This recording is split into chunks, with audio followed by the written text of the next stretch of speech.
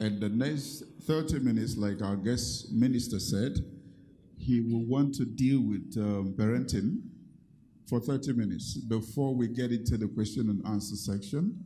So if you were blessed in the morning, I need you to stand on your feet and put your hands together once again as we make welcome Reverend Wisdom Osiri. Clap like you were blessed in the morning. Clap like you were blessed yesterday.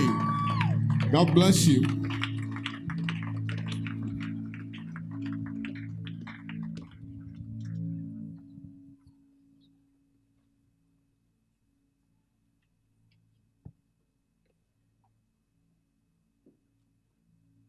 So now let's celebrate our pastor.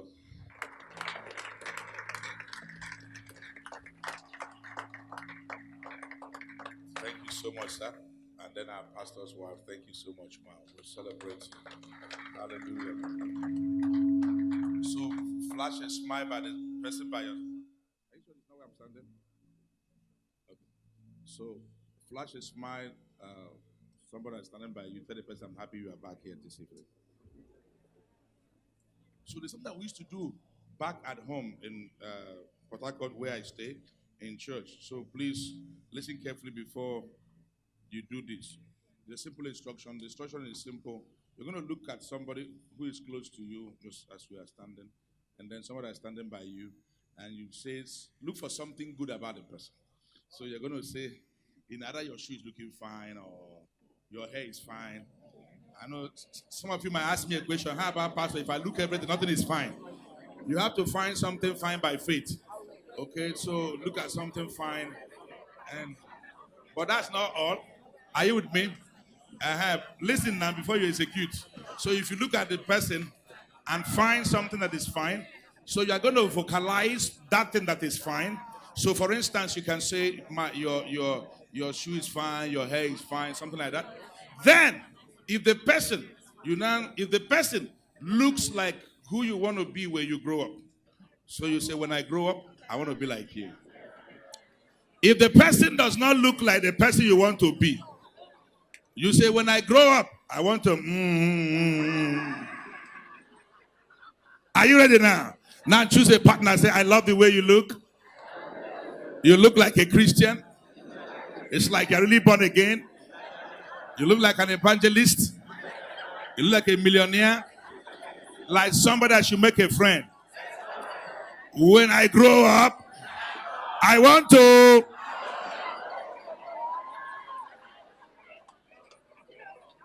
Please don't get angry if they told you. It's a passing face. After a while, they'll look for you. In Jesus' mighty name we pray.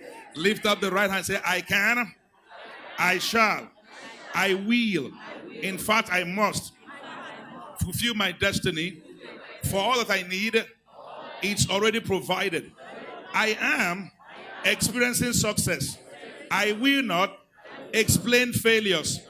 Since God is backing me, no matter my background, it's not God's plan for my back to remain on the ground.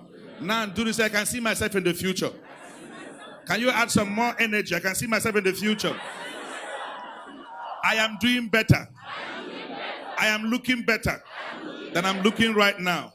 Now sign a warning. Say, future, wait for me. I'm coming in a style. I'm coming to overtake.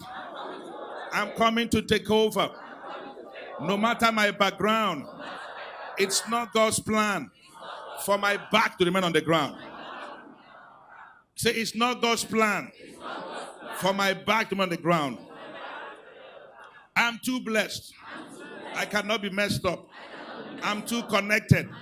I cannot be frustrated. Now there are two places they look for people and find people either under or above. When we are looking for you in the next few years, where shall we find you? Where shall we find you? Now look at the person by your left or right. Say, meet me at the top. I hope you know that is different from saying, see me at the top. Meet me means you're already going there. The person is coming to meet you. Now look for the person that you love so much. You want the person to rise. Say, meet me at the top. Please, you might be seated. So in the morning, we began sharing very strongly in other things. And I mentioned that I an amazing feeling to do one more part before I go. So there are about 17 vital things, 17, vital checklists, and we have done about 5. So we have about 12 to go. So I want to focus on at least 2 or 3 this evening in 30 minutes, and I'm hoping I will never ask for time. When I stop there, I stop there.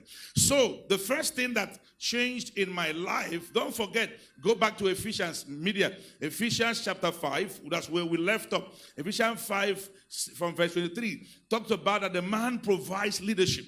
So this is me. This may not be you, but this is me. So my wife and I have married, and we're averagely doing well like most couples. In fact, people thought that they used to ask us, do you quarrel at all? So I thought that we have reached to the zenith. They said, they even asked her, us pastor used to get angry because he always smiling. Doesn't even get angry at all. And I try not to get angry for any small thing. I can really stand under pressure and be smiling. You just be wondering, this guy is here alive. Because I've made up my mind, you have to choose one thing, all right? Because my friend used to say, the person will verse, now him lose. So I cannot come and be versing, on something that you have caused. So I have to choose my response to you. I did not choose how you decide to treat me, but I'm going to choose my response to you and to circumstances also. So now, as a family, we're doing well. So we also have our own rough times every now and then. But I ask myself a question. If really there is a leader in this house, there should be some things, signs of a good leader. Our pastor was talking about our governor in Port Harcourt, that is a good leader. I can't see parenting book. Okay. So it was, no, I can't see who's on the marriage. Has he finished? Okay.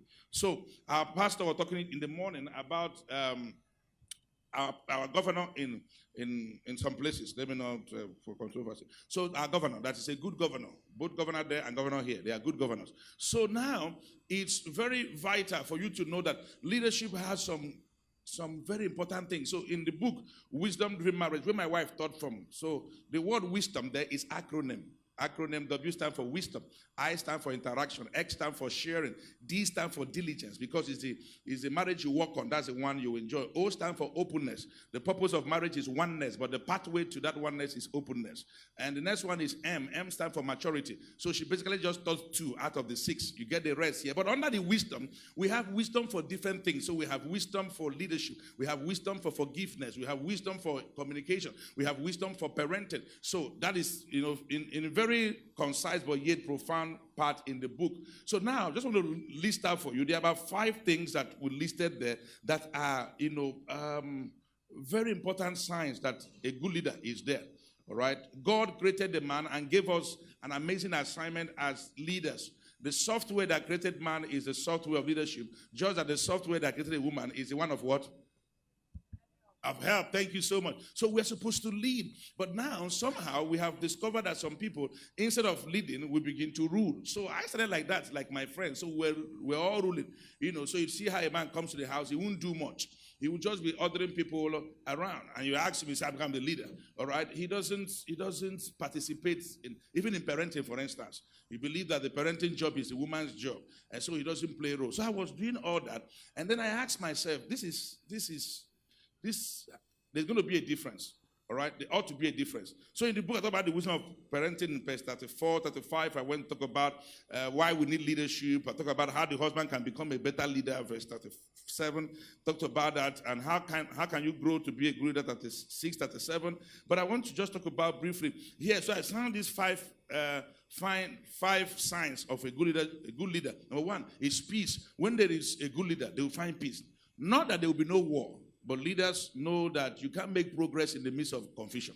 So they find a way to bring peace at home or anywhere.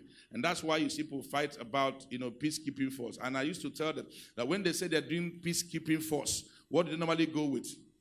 They go with guns. They go AK-47. They say they come to keep peace, but they are using guns and bombs. Why? Because sometimes to have peace, you need to go to war. One elderly man just like this. Maybe the father fought Biafra war. So you realize that to have peace, you have to go to war. Sometimes in your home, you have to go to war. But that war is not a war you use your hand or fist to fight. It's a war of knowledge. It's a war of understanding. It's a war to grow. You say, I have to grow past this place. So we say peace. Number 2 is positivity. Number 3, progress, prosperity, and posterity. Just all of that. But so I was not seeing that alone in my as whole as in my family. So one day, I called a family meeting. What was happening? Please follow this. My story will help you. So that's about 10 years ago, 9 years ago. So I called for a family meeting. I've been married for 16 years now. October 1 is our wedding anniversary, right? So, and then I did a meeting. Something was getting me unhappy because that time my children, they will eat food. They will say, "Thank you, mommy." They will not talk to me. Father, is it like that to you also? They just say, "Thank you, mommy." You are raising your two hands. Pastor, let me believe you're not raising hand. You're just trying to wave me down. So now, they'll say, "Thank you, mommy." They will not say me anything. They'll come and say, "Daddy, mommy bought us shoe. Mommy took us out." I was not liking it. My own approach to solving it was the same rulership style. So I called for a family meeting. I said, "I'm not liking what's going on in this house. How can people say thank you, mommy, no thank you, daddy? I mean, I'm a human being. Am I invisible? Can't you see me?"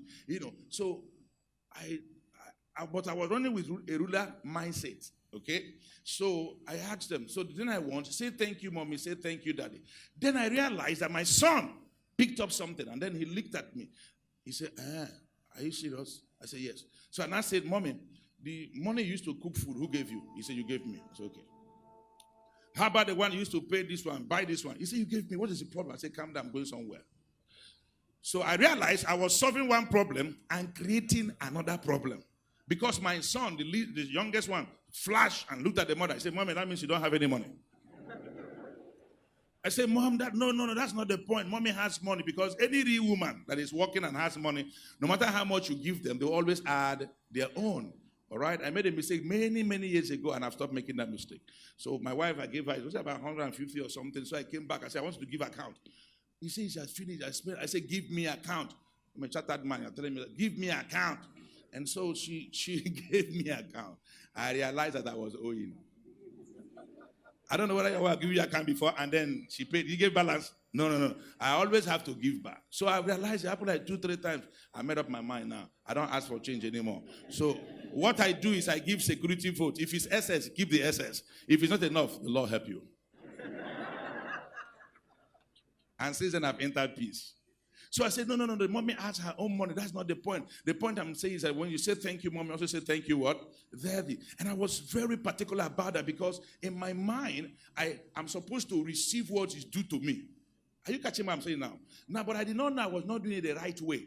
So when I finished, and I thought I have achieved something, the Holy Spirit said, "No, that's not the best way." He said, "You say you're a leader.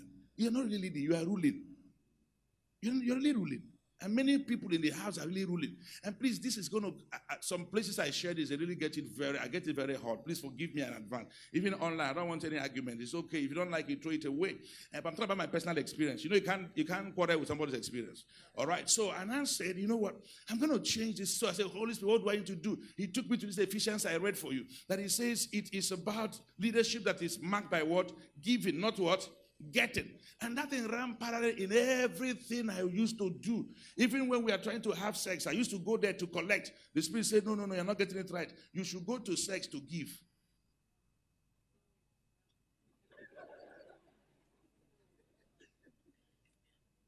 And it's because you went to correct, because anytime they taught you, the asana is standard, you want to go and do something.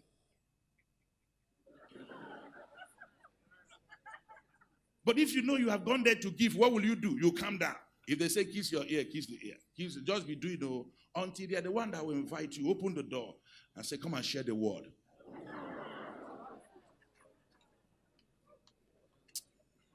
If I enter sex, you distract me from my leadership. Let me stay where I want to stay today. And that day is for sex, not today. So now, I realized that I was not getting it right. So I made some decisions and I wrote them down. I called my wife and said, "See what? I have been ruling here. I want to become a leader."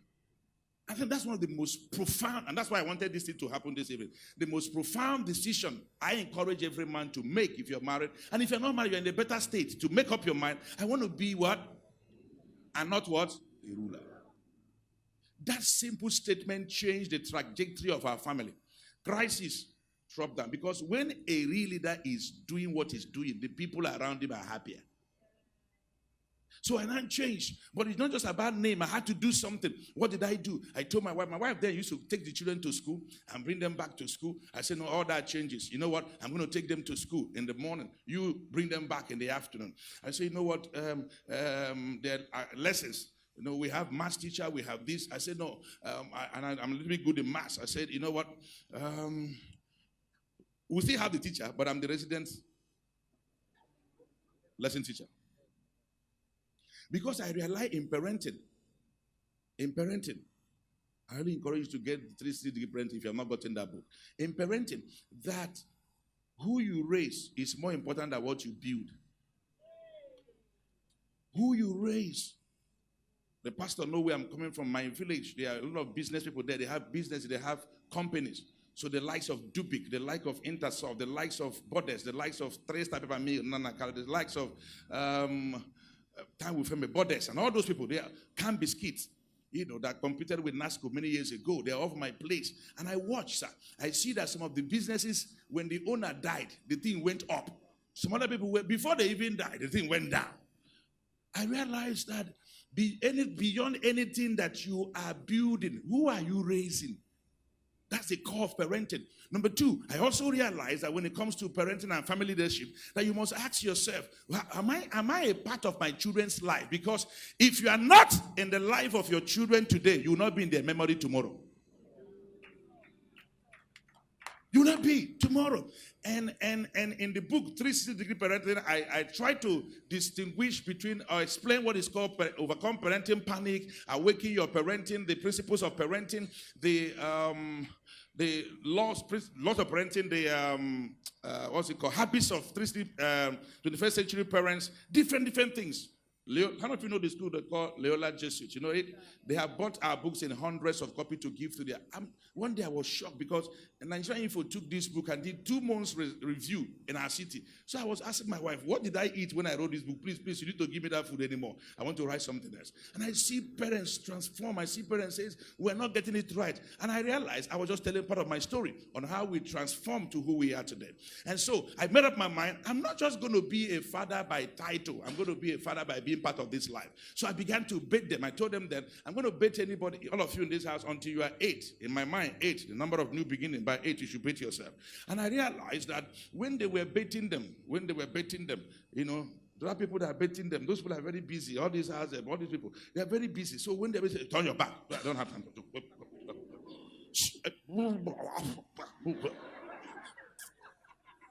But when I'm baiting them, we are playing actually. It's fun. I did not even know that something I was doing was important.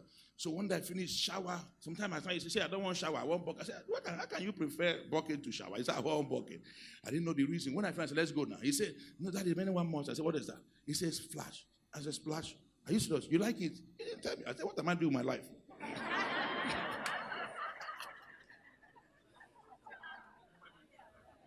And they jump out and is very happy. And I realized that children that go to school happy, somebody made them happy. And those that when they go, somebody also made them very what? Angry. So I realized that this is working. And I can't tell you how precious the time driving from the house to school every morning did in our bonding. I can't even begin to tell you how much it did in the conversation that we're having on the road. So in their lesson, when they come, I'll also come and join them in their extramural lesson and all those classes. I'll join them in their classes to solve problems. So one particular day, my son, brought a mathematics problem. So he solved. I came to review. I said, son, this one is not correct. No, it's not correct. He said, Dad, no, tell me that. My teacher says it's correct. Children believe their teacher more than their parents when they are smaller. Is that not correct? I said, no, it's wrong. So we argue forth and back. I said, okay, no problem. You know what? Carry my own example. Carry your own solution. Both of them. Show your teacher. When you come back, tell me what he says. So he came back. Please come, Peter, come. And then Pastor Peter come. So no, stay here. So he come. The mother brought him back. The moment he alighted from the vehicle, he ran. He said, Daddy, you know something though. Daddy, you know something though. I said, what happened? He said, my teacher said, Daddy, you are correct, I'm wrong. I said, before I married your mother, I had A in maths. Okay. Do you know what happened? My children from that day believe till tomorrow there's no mathematics their father cannot solve. And even the one have forgotten the formula and Google helps me. They may not know, but they believe.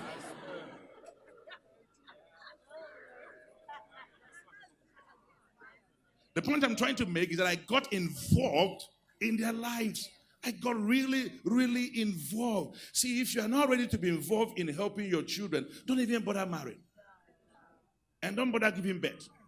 Go and sign that prenuptial agreement they used to sign. And allow the person to be on their own. Because parenting is like a 23-year journey. outside the country, like 18 years. Our own here, like 26, 27 years journey. And that is basic. Because even after they marry, you continue parenting. Is that not correct? So you need to realize it's a lifelong something. And the best gift you can give to our world is good parenting. The best gift that you can use to build a legacy is good parenting. It's good parenting. So I began to get involved in their lives, and I started to do different things that can help me to be a part. Not only that, even my wife shared with you, how she came to fill a form, and I packed my bag. I said, let's go home. When I got home, I realized that is just an event. I needed to build a system around it. So every Wednesday now, we have what we call You and I School. I'm trying to lead my family. Before, I used to feel guilty to leave church office to go and stay with my family. But now I realize I was loving the wife of Jesus more than my own wife. Because all of you are Jesus' wives. I didn't marry anybody. I married only one person. Let Jesus take care of his own wife. Let me take care of my own wife. And it was not you are laughing, it was not a simple decision for me, because any pastor is emotionally attached to this thing now. You don't understand. If you don't know, you don't know. If you know, I don't need to explain to you. So you realize that the changes happened the moment I made up my mind, I'm going to become the servant in the house. Because a leader, who is a leader? John C. Maxwell said leadership is influence, nothing more, nothing less. I've taught leadership in the university for about 6 years. And I've come to redefine a little bit that leadership is not just influence like that alone. It's correct, but I make it operational. I'm a very practical person. So I made it in a practical way. I say leadership is earned influence. You have to earn it. Earned influence created through service. I don't know if you catch what I just said now. You have to earn the influence. And how do you earn the influence? Through service. Anybody you want to influence, look for something good to do for the person. Look for something. Look for a problem to solve. If you are trying to send your clothes as a man to dry cleaner, also send few of your wife's own to dry cleaner. When you are washing your singlet, also look for the other ones to wash along. That's a powerful influence. What did one woman say? She said, now you come. What did she say? Naaman you be. Jesus Christ of Nazareth. If you're ironing your clothes, also iron your wife's clothes if you have the time. Do you know some men go to the house and they say they're doing family leadership and everything is done for them? They don't do anything. Please don't go home and preach it back to your husband. If he's not here, you don't leave it. Just leave it. Because you can go back and preach it, and what you will get will not be what you expected. And your case will be worse than the former previous case. I was teaching this in one school like that, what we normally call UST before, all right, which is River State University of Technology now, all right. And then one prof, I was talking to their main convention. One man said, Pastor, I said, Wisdom, I love you. I listen to you on radio. Everything you have said is good, but that particular one that you said, but I told him that every job in the house is a man's job.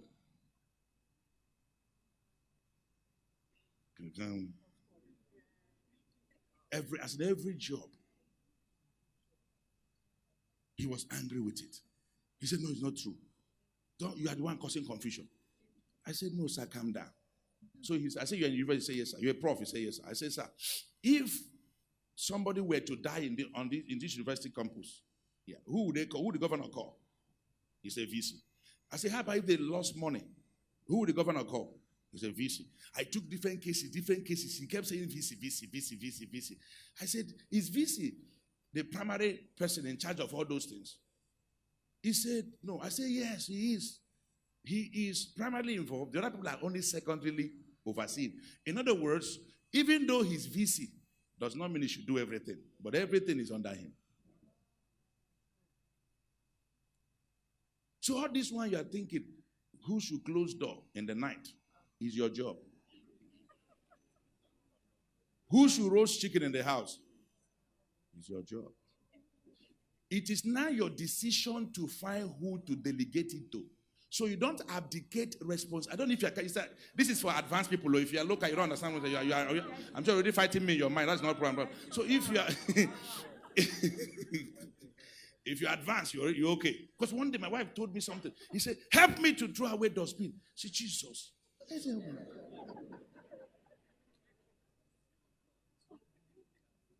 said, help me throw away dustbin. So she was expecting the other way around. And I said, no. Throwing dustbin is my job. I'm not helping you. You are the one helping me.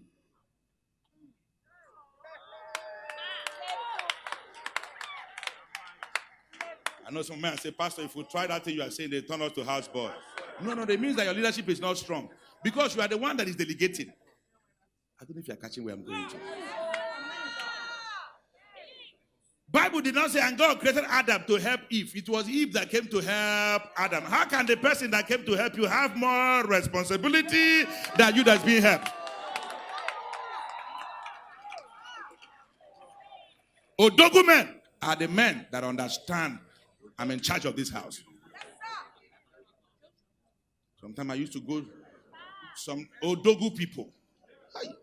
See, when you come in men, in being a man, I told you about men and man, okay? So there is a boy, if you look at all of them, they are the boys, they are the men, and then the Odogus. Odogus are the people that take charge in their family. They take charge. They have to be aware of what is going on. They are not the last to know. No. Because they are constantly connected to their people. They're constantly connected to their people.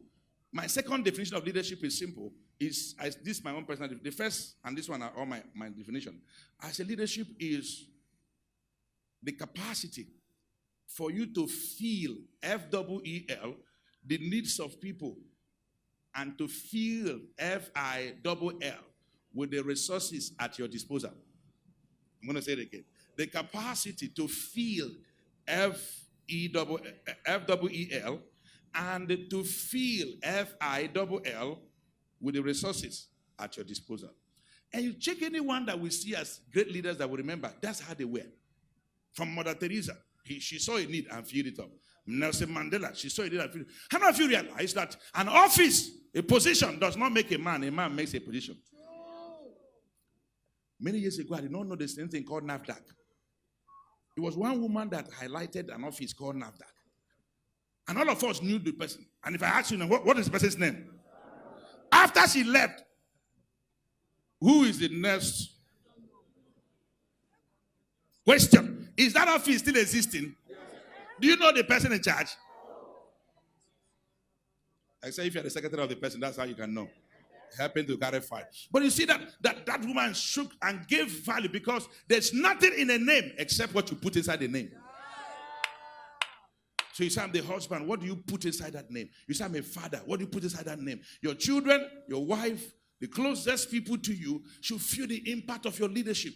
One day I went to teach somewhere in a place, and then one man said, Pastor, everything you thought is fine. The only thing I want you to address is that some men, the women, they make us come late to church. Pastor, address this matter. I said, no problem. I'm a very practical person. So I took an example, and please don't get me wrong again. It might not be like that in your home, but in most homes, we're going to be on agreement right now. So I said, in most homes on Sunday, because he's talking about Sunday morning, right? That the women make them come late. So I now asked him, in most homes, I didn't say in your own home, I said in most homes, listen to the question. Who wakes up first, the man or the woman? And when the woman is awake, what is the man doing? Thank you. As the man is sleeping, the woman wakes up and get the children ready. Is that not correct? And then after a while, she wants to go and cook, prepare the one they will eat and the one they used to go to church. Is that not correct? And then what will happen to the man now? He now wakes up. What will he ask for? No, first of all, if you don't have a heater, it's a water to bathe. Logistic has started. The woman goes to boil water. And as the boiling water, as the ruler he is, he goes to brush his mouth, and then look at it and maybe shave. And then comes out and asks, where is my food? Is that not correct?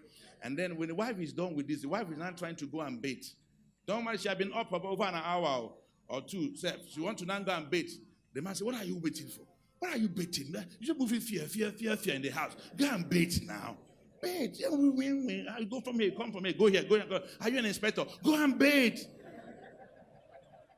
The woman goes to bathe. The man comes and knocking. What are you giving bed there?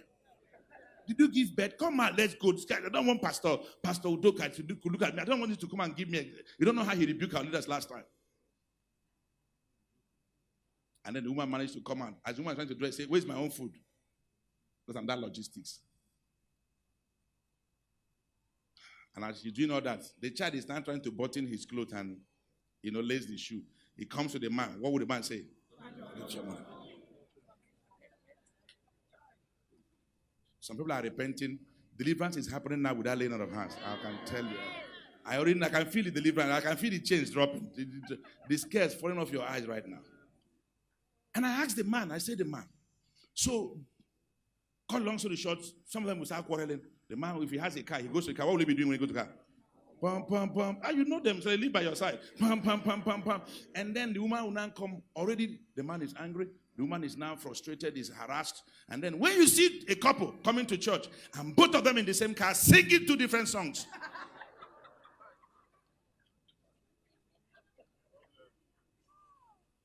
Two different songs. One is singing Messi Chinwo song, another person is singing Franklin song. In the same car. They quarrel before they left the house. And so and some even, when they arrive church like that, the man will just carry his Bible and leave.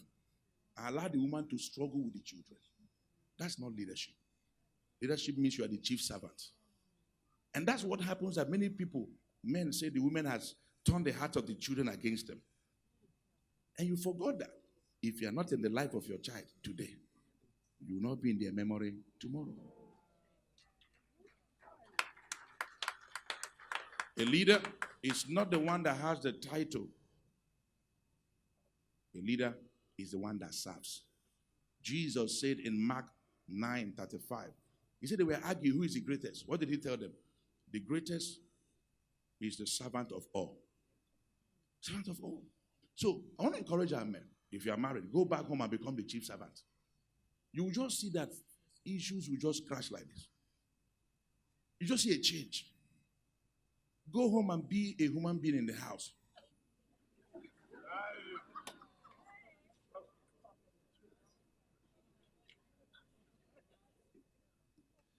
Be a human being. Learn to do something. A servant knows how to do something. My wife cooks soup, does all time. This 60 years we married, I'm not sure I've cooked up to 10 times soup, but I'm a smoothie maker. When it comes to smoothies, she used to clear the kitchen. If I cannot make soup, I should make smoothie. The problem is that you cannot make soup, you cannot make smoothie, and you eat highest in both of them. Why?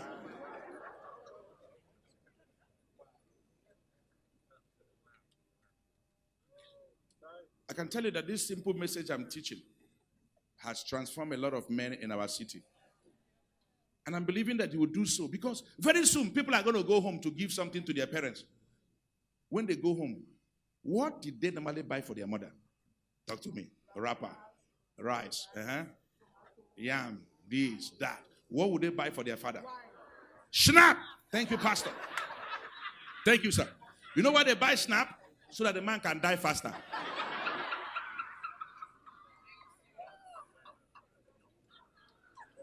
So I made up my mind, nobody buy no snap for me.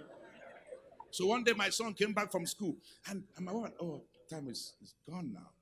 I'm not even into the parenting, but my son, my son went to school and came back one day because my wife and I we played a role for him in the school. I'm talking about they're paying 4.5 million now, and he's on 6 years scholarship.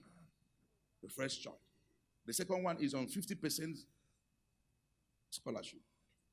The third one is in primary 5 now. I say you must get 5 scholarships. Don't even come here and fall my hand.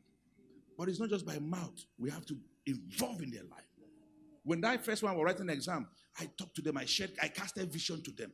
My wife and I, we casted vision to them. See, you're writing an exam, you need to be more serious. This one, you're always watching telephone, not telephone, watching DSTV, watching all these cartoons, all these things. It's not, lest I forget. I hope you know that some of the cartoons can disturb the brain formation of the child. The transitions of those things does not allow them to concentrate. That's why they can, the transition is very, very fast. That's why when I teach them math, they don't understand math anymore because they have been you cannot understand quadratic equation. You can. And so, We called them, talked to them. I said, we drew timetable for them. And then after a while, I came back.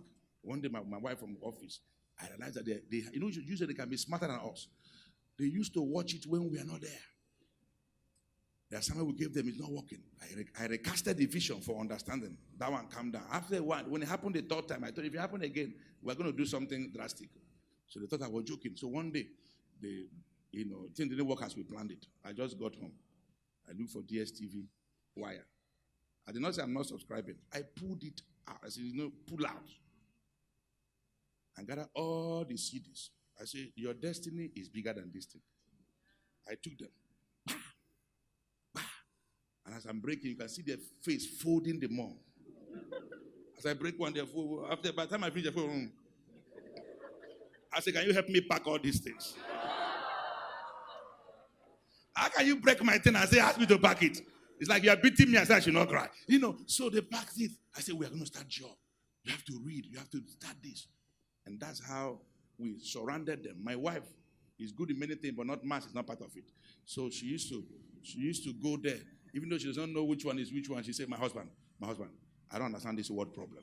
You need to come and solve this word problem. I said, see that there's a difference between a man and a woman. Can I go and solve it right now? So I'll go and help them. So one day, my wife was a supervisor when I'm not around. She will call, I'm sure these people that train our children, I'm not sure they want to come near my wife again. Because my wife called her, why did he fail it?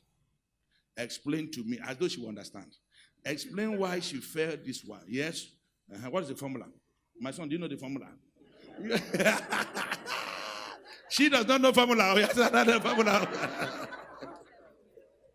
And then we got that. The point I'm making is that after a while we saw that. You see, children, never you underestimate what they will do. After a while they picked it up. 4 a.m. you wake up and see our son solving mathematics. 4 a.m. in the morning, something entered him. And that's how he got that scholarship for 6 years. Can you imagine me enjoying 4.5 times 6? Times 6. Just imagine how many millions that was. If you don't pay attention to your children today, is the law. There are about 4 laws of no one is sacrifice. Sacrifice simply say pay today and play tomorrow. Or if you play now, you play tomorrow, you pay. And when you are paying later, you pay more. Can you settle down and do this job? Be a part of the life of these children today. I want you to realize this, that the moment you make up your mind, I want to have a child, you have also made up your mind, I've carried a job. The point I've tried to describe today, very short, it's more like introduction, because she has not even gone to my note, because if I go to my note, there will be problem and time has passed, so I need to close this thing, I need to end it. Decide I'm going to be a leader at home. I don't know how your own is going to pan out, but you woman, don't go home and say, my husband, it's time for you to bathe the children home. That's not like that, too. I did not say you are going to delegate to your husband what to do. He's the one that delegates to you. Don't go there and spoil something. I didn't send you. The best you can do is to buy the parenting book and say, my husband, let us just relax. I have some popcorn here. Let's just read and do. He will buy it. A man doesn't want you to tell him what to do. Don't be telling them. Most women have the mind that they're supposed to be the trainer for their husband. They teach you how to say, I'm a woman. I'm a woman. I'm telling you something. I'm a woman. The way I laugh is like you have done it before. And then you try to use that one to intimidate us. It doesn't work. It might work for a while. After a while, we resent it too. Don't come and be telling us, don't we have brain? You have to realize that God has, the same way God put the software of help in a woman, God also put the software of lead in a man. And I'm only praying that the men that are here, that will find the grace and the courage to wake up and lead, to find the courage and the strength to wake up and become older. Decide as a man. And that thing I think before I let you go is, I thank you as such a lot of you bought books and I will sign it. Read them. And don't stop at reading. Apply them. The purpose of knowledge is not storage but usage. Decide to, it will transform your home. And if you have not got them, this is Wisdom Driven Marriage, the one my wife taught from. This is a book we wrote when we turned 10. All the principles that have helped us change, we put it here. This is I'm done. I've seen less people buy this, but this is one of the most powerful books I have. 7 principles of reinventing yourself. It's taken from the book of Luke chapter 15, the prodigal son. How he said himself, I'm done. So if the same thing we have taught this week, you say, I'm done doing them. This is the book. My father-in-law came to the house and said he wanted to read a book. I gave him this. He's 70-something. He read it 3 times in 4 days. He now told me something. He said, how I wish I'm a younger person.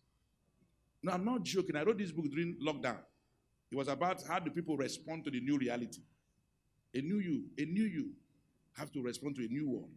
Our world have changed and it's not returning back fully the way it used to be before. I'm sure you're aware of that. So this, how do I reinvent myself as a parent, as a husband, as a wife?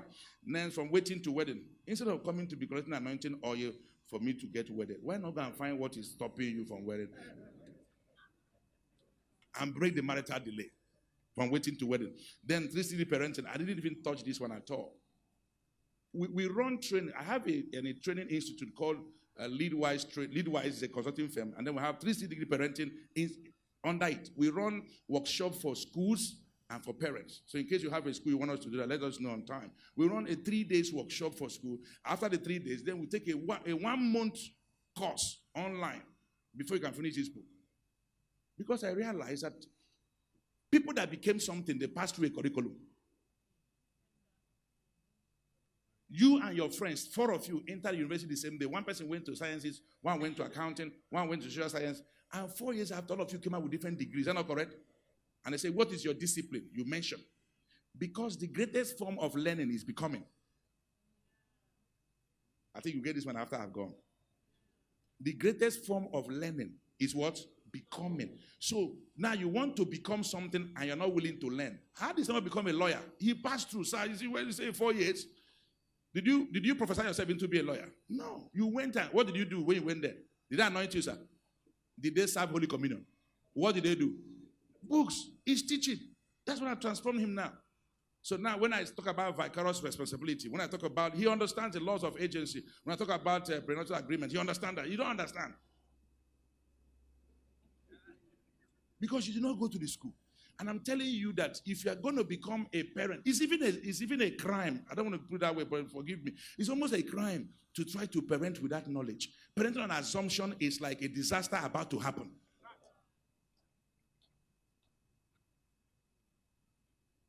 Because parenting is more about you, the parent, than the child. Yeah, until you change, you can't see the change you're looking for. It's more about you. So I encourage you. That's the only thing, that I can encourage you to do. Get it, read it with your spouse. If you have questions, ask me how not to marry an idiot. That one you already know that you must not marry an idiot. After all of this, our efforts. Next one. Courage to say no. This is a book. Again, this is one of the most experiential books. I wrote this book after I worked for like 7 years. And I realized I have nothing to show for myself. I was just saying, yes, I'm a very lovely person. So I find it difficult to say no to people. But I realized I was now depressing myself to impress people. And I had to go through a journey. It's like, you work. And as they pay you on Saturday, on Thursday, I don't know who tells them in the village.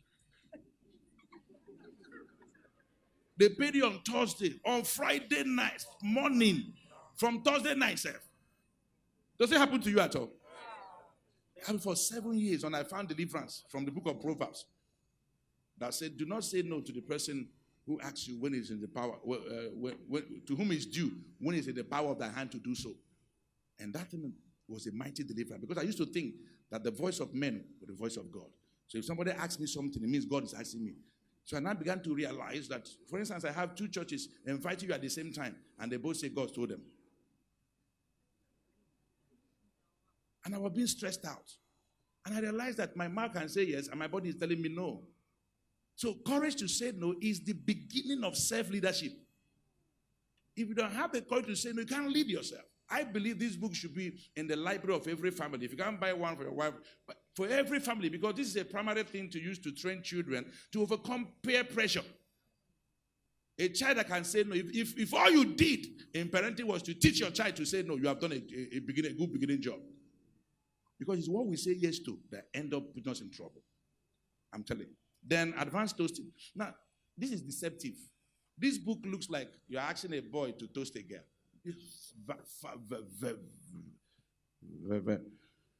Very far from it.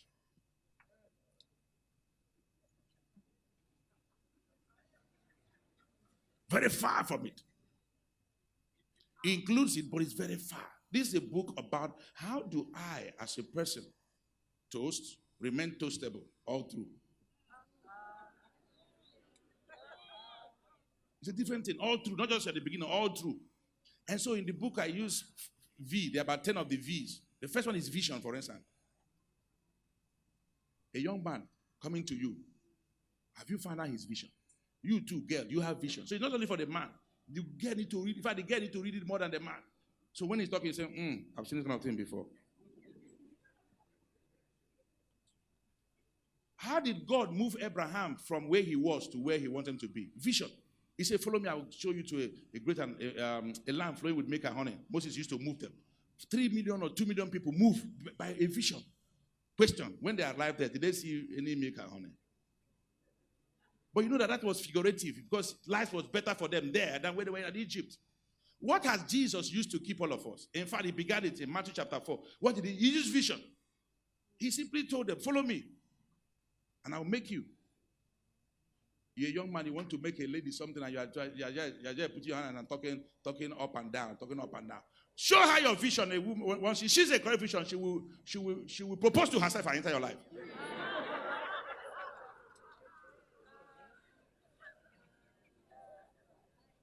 My wife was 16 years old. She used to accuse me. I didn't propose to her. Why am I going to propose?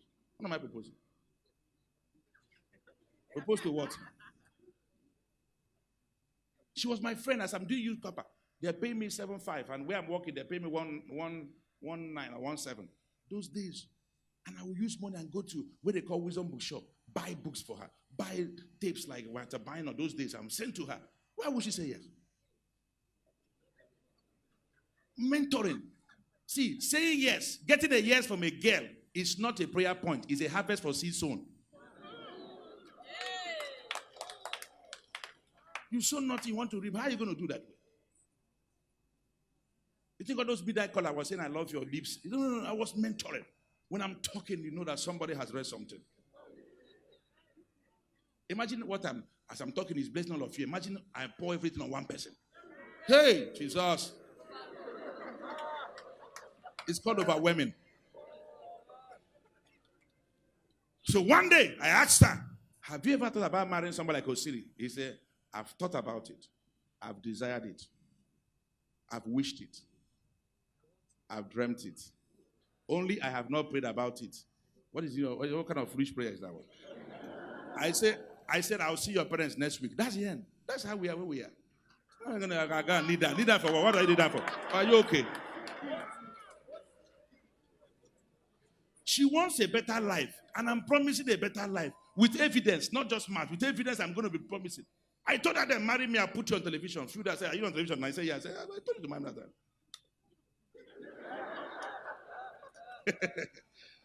So that's what this book is about. It's not about just raps only. Voice is one of them. There are 10. Voice is only 1 out of 10. So it's a mistake. I did that intentionally, so that I think that's what it's about. And so the first one is vision. That's how God changed the name of Abraham. So as a man, you want to change the name of a girl, it's vision. God told Abraham, follow me. I'll make your name great. Anyone that blesses you is blessed. Anyone that curses you is, I'll fight for you, Abraham. I'll give you land. Abraham changed from Abraham to Abraham. Quickly. You want a girl to change her name? Show her a compelling, preferable future. She would drop that old one and follow you, Jerry. So, but for you as a lady, you need to read the book to know where you're going to. The next one is values. The next V is value, which is about what are the values that run your life. Vision is like a social magnet. Values like the software that runs the person's life. Is the person a diligent person? Is the person that understands chastity and all those things? The moment you know somebody's value, why do companies fail when they do merger? It's not because they don't have money in the bank account. It's because the value systems don't agree. They can't match their value systems. So you can't go and marry somebody that you and the person's value is different. And for a married person, it's a major work for people to start afresh. It's a structural book. It's one of the most powerful strategic books I've written that can help you really transform. And then money, make it, manage, and multiply. I'm not sure this one requires any preaching. I thought this thing about three of my major strengths when it comes to outreach is relationship. And my ownership is a little bit different. It involves husband and wife, children, men, women, anything relationship, then money, and then leadership. the only money book I have now. I taught this in our church for about 7 weeks, 7 Sundays, 7 Thursdays.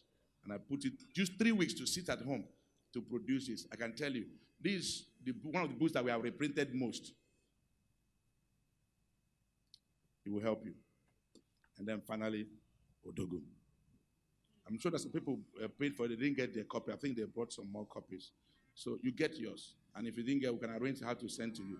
But let me tell you, when a man becomes better, everyone around him wins.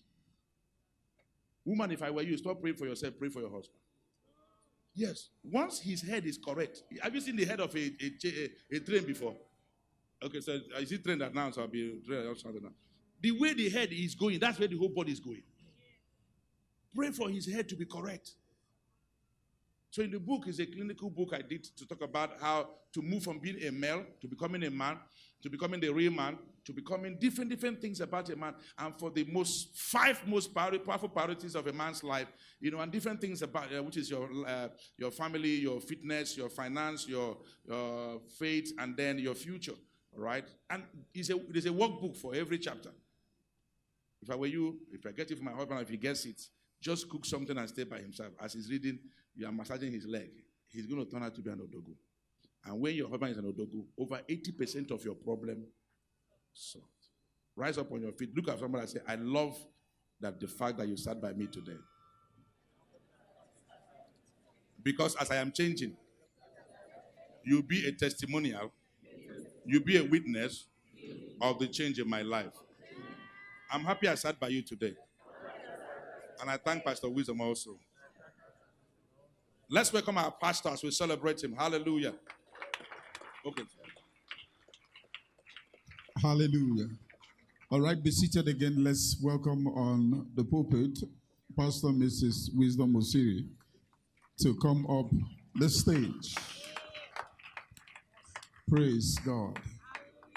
All right, we're going to have 2 microphones roving within the congregation, and if you have a question, feel free to raise your hand and we will give you the mic to ask the question in 1 minute.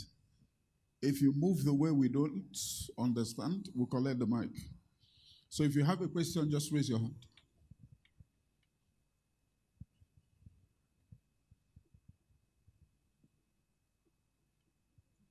Question, because I need to count. We need to solve like 5, answer like 5 questions. Number 1. Okay, they seem to understand you fully. Okay, 1 question. Stand, please. Yes, second one. We're going to get everything once and we'll start. Second one. Don't give anybody Michael. Second question. Who is the second person? Is she standing for question 2? Second question, yes. Okay, third question. Any other person? Is that question? Fourth question, remaining 1 person. I will shock you. 5, we end it. All of you stand. Okay, let's start with her, the one in the middle. You're asking them, not me. Okay, praise God. My question goes like this. I want to know, most times when you ask a man, what's your vision? The person tells you, tells you about his or her job, and then maybe what he's doing presently. He has nothing to say about purpose. He's not telling you anything about, this is what I'm passionate about. He just tells you, I walk, and then by the side, I do this, I do that. So I want to understand, when asking a man, you say we should go for a man that has vision. An Odogu man, please, can you just explain a bit? A man that has vision, at least the vision should not just be I have a 9 to 5, and then I do a business by the side. should it include other things like purpose, which some men now don't even mention? They don't tell you anything that they're passionate about. It's just business and all that. So we want to know how is there a hope of going in with that man and having a godly home, or having a marriage that is found in purpose and Christian life? Thank you.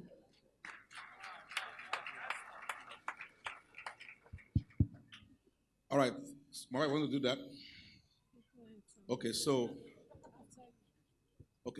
if you were here yesterday, I spent time, I think it was one of the pastors that told me, he said that yesterday, if you were in the section yesterday, this question, maybe we'll have asked it differently. Because we spent time to explain about who a man is, a male, and all those things.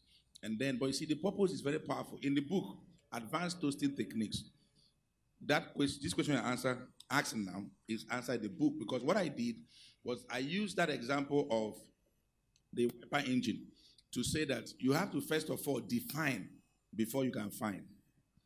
And who are you going to define? Not the man, define you.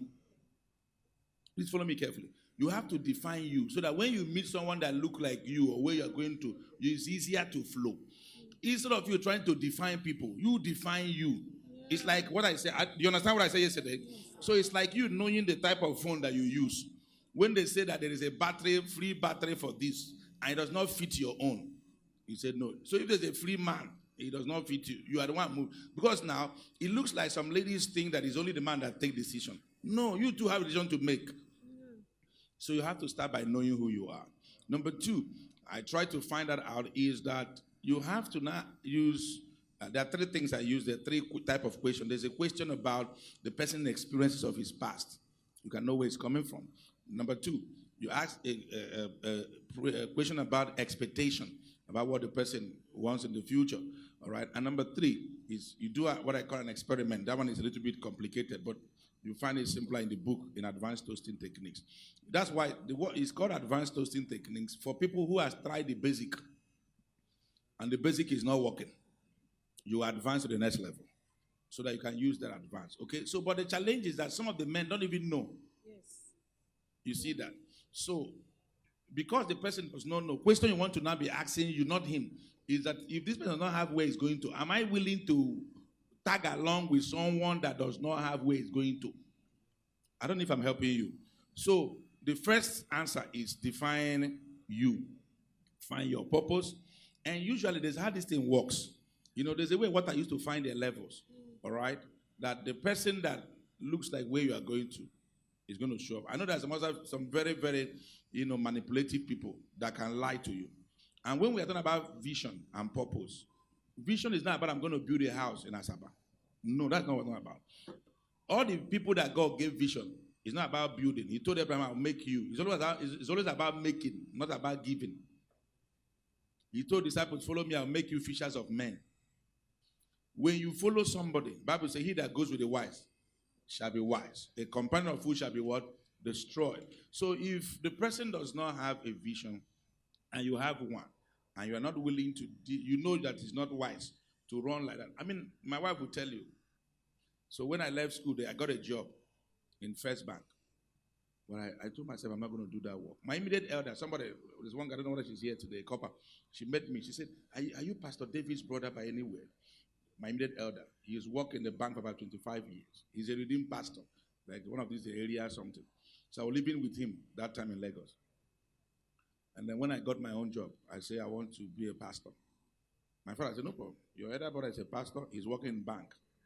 You go and collect the job. And I said, no, my own is different. It's not like that. I know where I'm going to. I already told my wife to be that time that I'm going to be a pastor. As you see me so. When I told my father said, are you sure? So why do you allow me to spend all the millions I spent? You should have just gone to Bible school and that's the end. I said, don't worry yourself. You see this bank job, I'm not taking it. In fact, I kept the letter, it's still in my house now. I said, this bank job, I'm not taking it. Because I cannot just find a comfortable counting money. It's not that counting money is bad, but that's not what interests me. Okay? The point I want you to make is that you need to know you. Spend a lot more time to know you. You know, when they are trying to train cashiers in the bank, part of what somebody told me is that they, in a good place, not just any, they first of all teach you how to know good currency. They not even help you to see the bad one. They focus on the good one. You know the good one so much that he wants to feel the bad one. Without mercury light, you know a bad one. So once you know yourself very well, you can pick a fake from far away. Because now you have known you. So know your vision. Make a decision. I'm not going to work with somebody that does not know where he's going to, because vision is so powerful and that can help you. I'm sure it's clear enough, young lady. It's clear enough, isn't it? All right. God bless you. Second person. Second person, I think it was within that space again. Somebody was there where you were standing. That lady. That's the second person. Only 5, and that's the 5 we'll take. Praise the Lord. Hallelujah.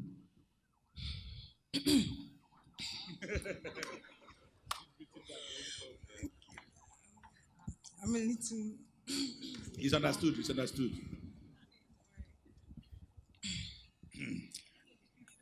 I'm in a relationship for 8 months. Before then, when we met, we were doing good, like going long. But as time goes on, things began to change. Hatred. And hatred is from my side. Oh, you are hating him now. Like, when I mean hate, anything does, anything says, irritates me. And he's thinking of to get married to me. When I mean married, like, it's at the corner. And I don't know how to, and he has loved me to the extent that I cannot even say to his front directly that I'm not interested. That person might even lost his life.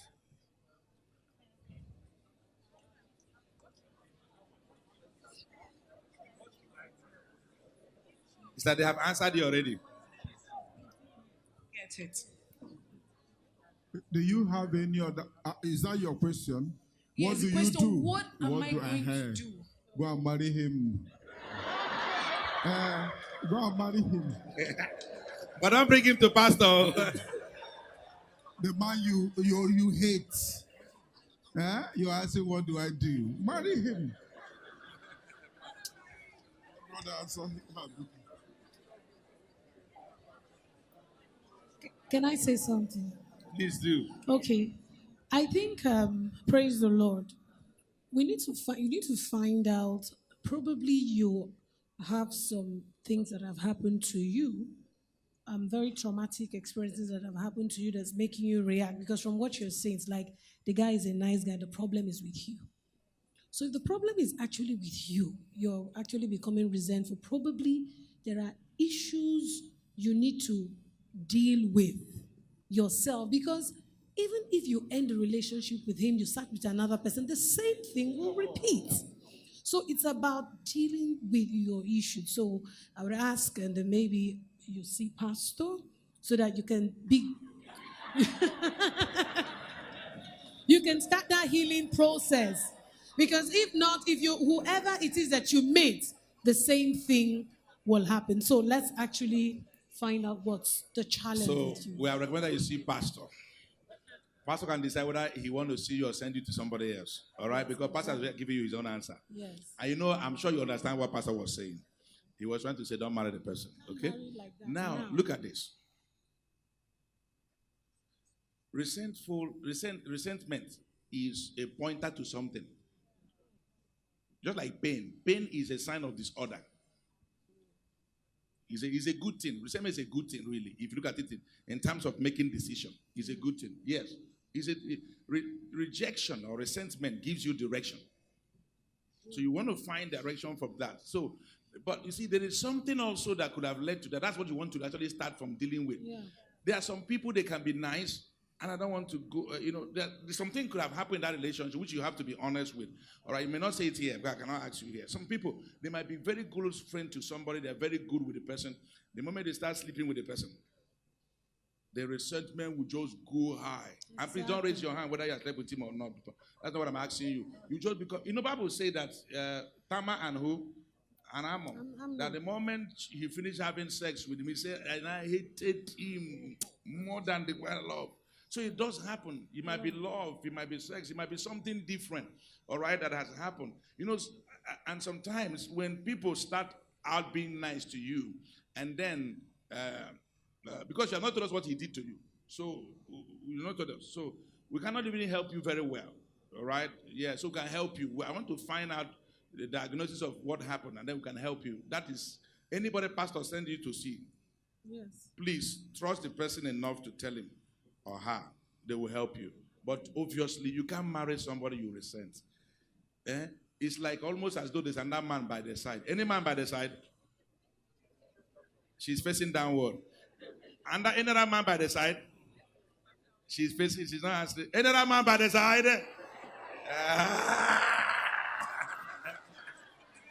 I'm dialing her number. I'm dialing the number where it matters. So, my dear sister, you asked a very powerful question, but we need to see. Because truly, if you find somebody you want to marry, are you not happy? You're happy. I used to take night bus to come from Lagos to where my wife was. When I was writing my professional exam, they have many centers in Lagos. I'll fix it in Owerri. Why?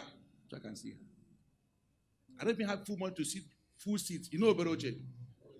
Well, I'm not sure you use it. Attachment. Oh, Pastor, you know it also. You don't look like somebody that knows it. All right. So we need attachment. Sometimes we even use the one that we used to hang like this. From Lagos, hours. Because the person you want to marry is almost like somebody that want to die meeting somebody that want to kill. So the way it's hot for him to marry you, you should be also very hot for it to happen. That's then you're in the right space. When I wanted to marry my wife, they gave me some things. Then I was still just doing Bible school and my master's at that time. I didn't have plenty money at that time. So when they gave me some things, their place is not really very difficult, but they gave me some things I couldn't carry at that time. And then I said, you know what? I need to go and save this money. Let's wait for the next 1 year or two. My wife said, what did you say? Quickly, she went and met her father. I said, Daddy, this thing, who has it? He said, it's for you. He said, no, I don't need it. How about this one? I don't need it. The father said, you want to go and run to the boy? He said, I'm already there. Just help me to finish what I'm already there. Not I'm running, I'm already there. So that's how he used to be. So if that is not doing like that at the beginning, you already decide from the beginning, Jesus, don't start, please, please, please, please. All right, so tell us the truth later and then we can help you more. Number 3. The third person is that way. Praise God. Hallelujah. Okay, my question is this. I have this relation. She's married, and over time, they started having issues in their home and issues with violence. So she moved out after a while. Then they settled, and then she moved back in. Then after like 2 years, it persisted, and then she moved out again. So the issue now is that they are still married. They are still living as husband and wife, but living apart. They live in the same town, but they live in different houses. So I want to ask, is that okay? Because she's like, she doesn't want to go back. That when they live apart, they are happier. They don't have issues. They are married, legally married. So they don't have issues. They are not fighting. They are not quarreling. There is no bus. So she's asking if that is okay for them to be married and live apart. She's asking, or you are asking on her behalf? I'm asking on her behalf, rather. Thank you. Because I have been telling her to move back in, but she's saying no, that living apart is way better for them. So I want to know, is that really healthy for them to live apart and still be married? Okay, so I'm sure you're already aware that it's not okay. All right? When I mean it's not okay, that is not God's design. Yeah. That's what I mean it's not okay. That's not God's original design. And even though now she's finding solace in staying apart, that is not divorce, that is separation. Is that correct? So she's finding solace in that way. But that's not the best, actually. Okay? But you're not asking, should she stay like that or should she go back on for her? You are asking for her. I think she needs to ask for herself, really. ultimately, because you see that, just like what my wife was saying, if somebody is sick, you don't get the person healthier by staying close to a sick person. There is sickness in that relationship. It's unhealthy, really. So we need to create some level of health in that relationship. It could be from him, it could be from her, or it could be a combination. All right? So, because you see, the covenant of life is stronger than the covenant of marriage, which means you have to be alive before you can do marriage. So now, if she is now threatened, she has moved twice in less than 3 years or whatever, it means she's not feeling okay there, all right? She needs to now take a decision, because just moving back is not going to solve, all this, I hit somebody died. It's not 7 times they hit you. They hit you one place in one wrong place. You are gone.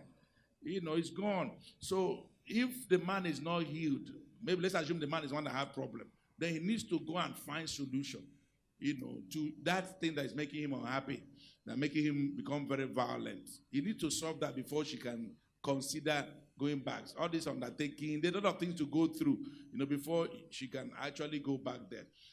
But the way the world is right now, so people are even liking that style, because some people are practicing what they call open marriage.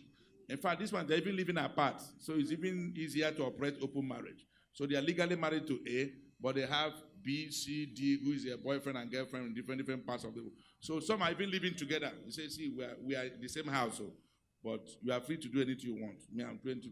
So it's a lot of crazy things happening out there. And that's what pastor is investing the whole of the time, the energy and the money to put this together. I can tell you it's not easy to put this together. I thought you were going to clap and celebrate your pastor for doing that. Let me also encourage you. If you have not done that for this year, you can still do it. Do it. Anytime they say they have a meeting like this, ask God, what will I do to be a part of this? Don't wait for them to try to raise money to do it. Just say, I'm going to be. Do you think that coming here has been a blessing to you?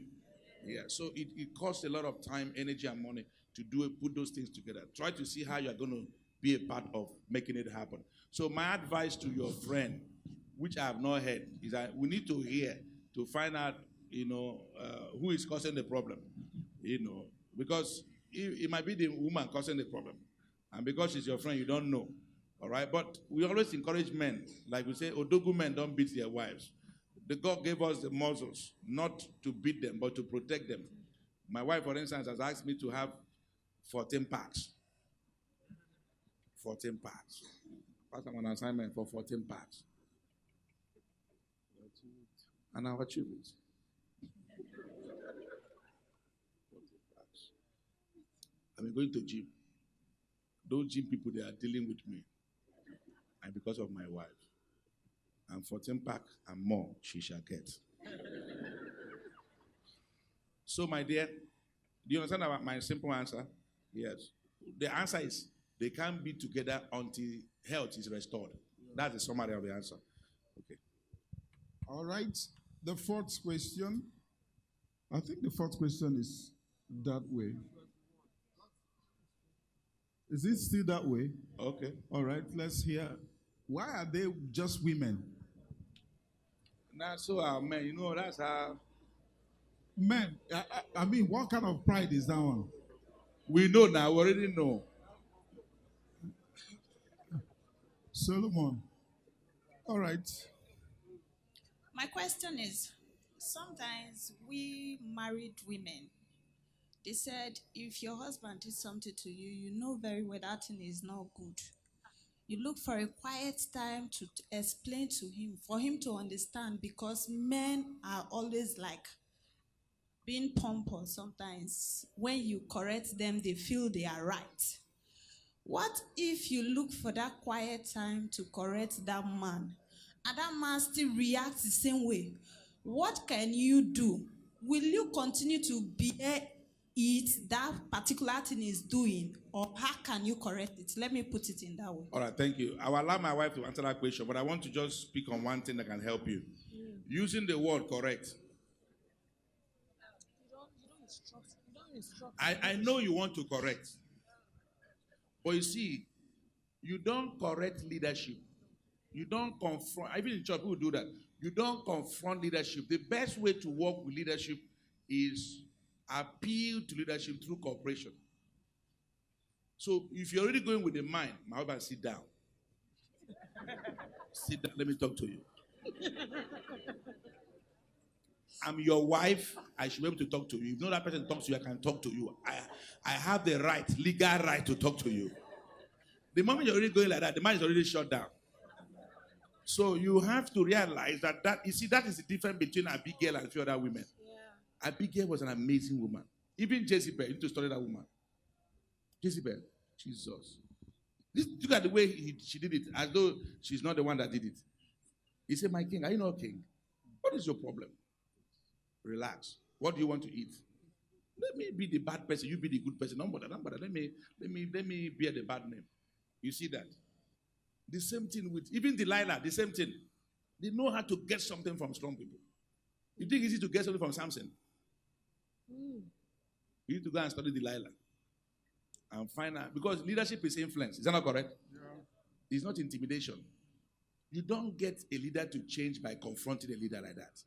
I know that is what you are doing, confronting, you are trying to correct. I understand. But don't use that language and don't come with that attitude. Once you're able to put that one aside, oh, I've learned places for my wife. A lot. But at first, she started from that, I'm your wife. You want to listen to what I'm saying? And I was saying, well, I'm the husband. I have a right not to listen to what I'm saying. But now, she comes in a different way. And I absorb it. I find sometimes I even ask for it. Please give me feedback. Because, okay, let me allow her finish. Let me not I talk. think you've even answered the question. So I think the approach also matters. Like Pastor said, if you're saying you want to correct your husband, I mean, we're not our husband's mothers that we correct them. And so if you said, if you find a quiet time, there's a season in a man's life, whether you like it or not, you pray. After you have done everything, if you really feel you have done everything, take it to the Lord. Because if you're actually very angry, to show in your words. David was very, very, very, very angry. Not just angry, but hungry when he was actually going to Nabal's house. Abigail heard of it. The Bible says she was actually on a camel. Immediately she sighted him. She dismounted. She came down. That's a sign of humility. And then she began to speak to him. Words are powerful. Words are powerful. And as she began to speak to him, the guy's heart melted. This is a man who was furiously advancing to come and kill Nabal. She didn't have any guns, anything.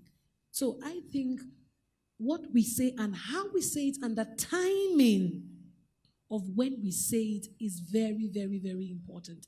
If you also come to your husband like he has all the problem and you don't have any problem, then it's more like he is the issue.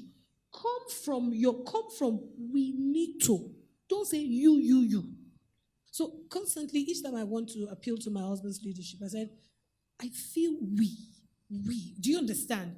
I'm putting myself inside, not saying you have the problem. I'm also putting myself. So I think it's very important we know the timing of what to say, how to say it, and then let's pray.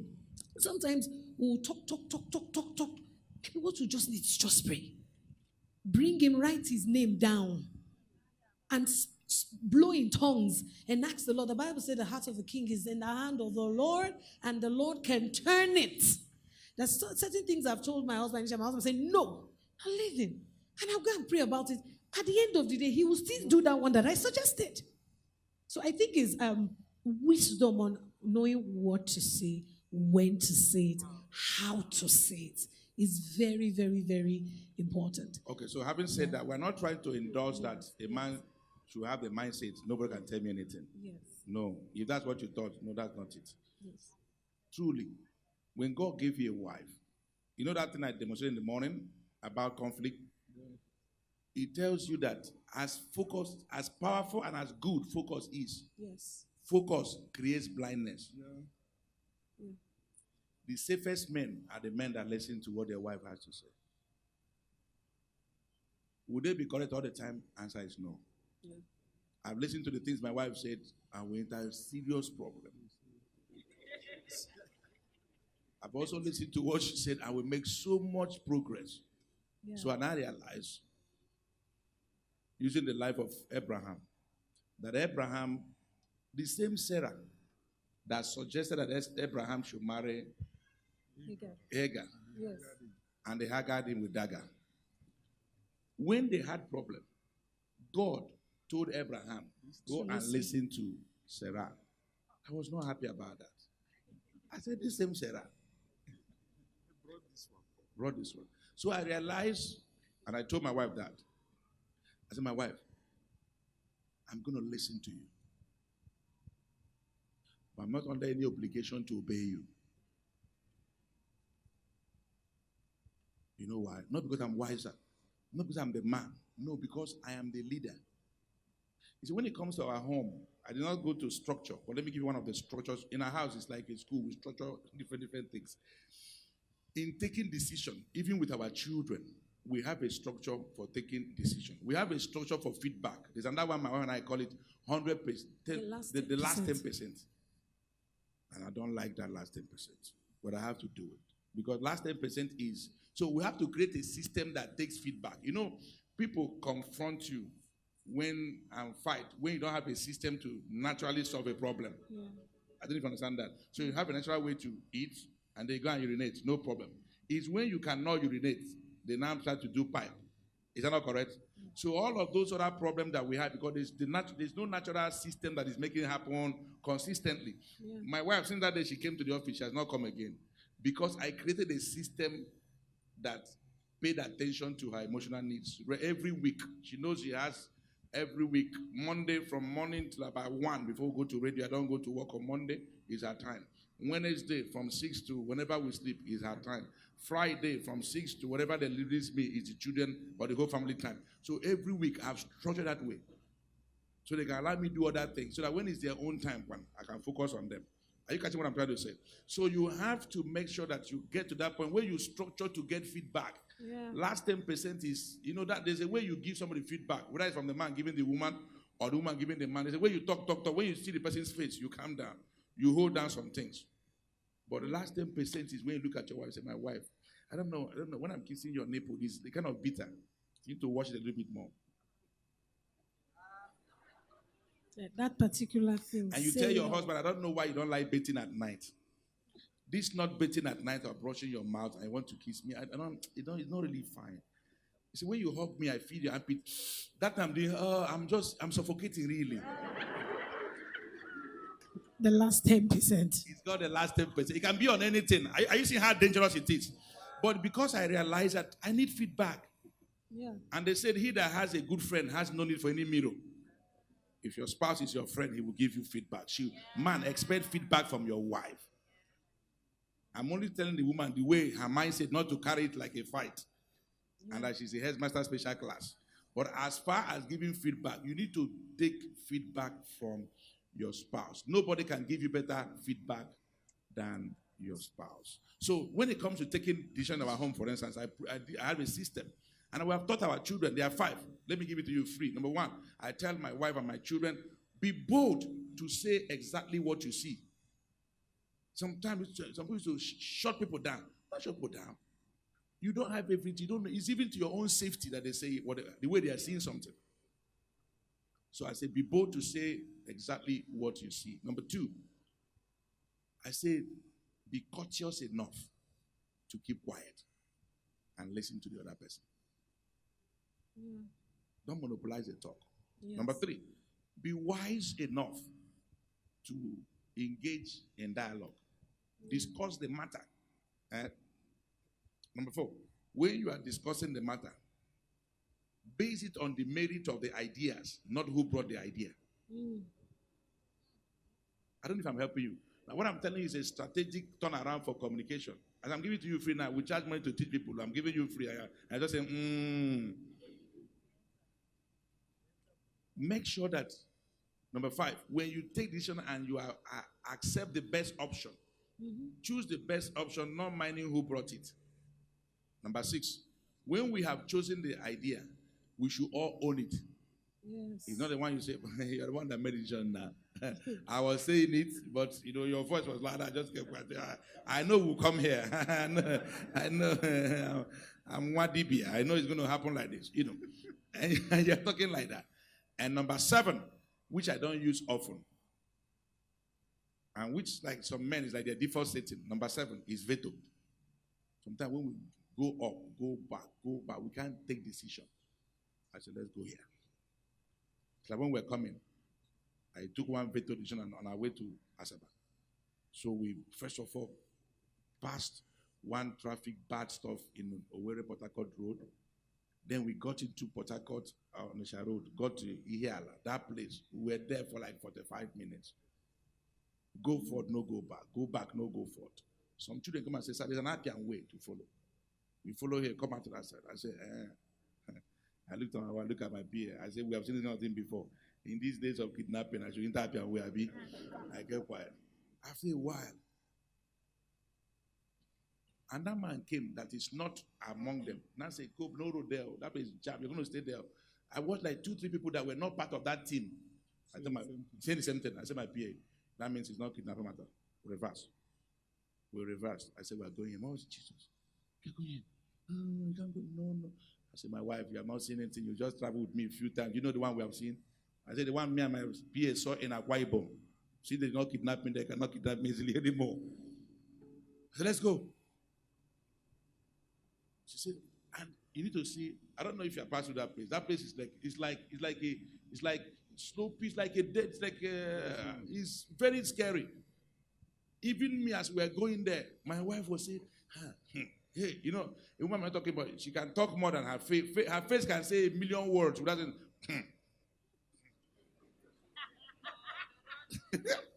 I said, we are going. And I brought out the worst. I said, what's the worst? It's not to kill us. We go to heaven. I said, Jesus, you're using your word to say they'll kill us. I said, what's the problem? That's the other words. They kill us. You're not going to heaven. You want to go to earth or heaven. We're better for you. Let's go. And then finally drove us to a safe place. I said, my wife, what I just did now is called veto. Because if I stayed there, maybe we would have even come by 8 p.m. yesterday. Are you seeing that? So once in a while, a man needs to veto something. Not because he's wiser, but because there's a leadership bias that God has put in a man that should be able, if the man his head is correct, that should be able to lead in the interest of the entire team. I don't know if I'm helping you.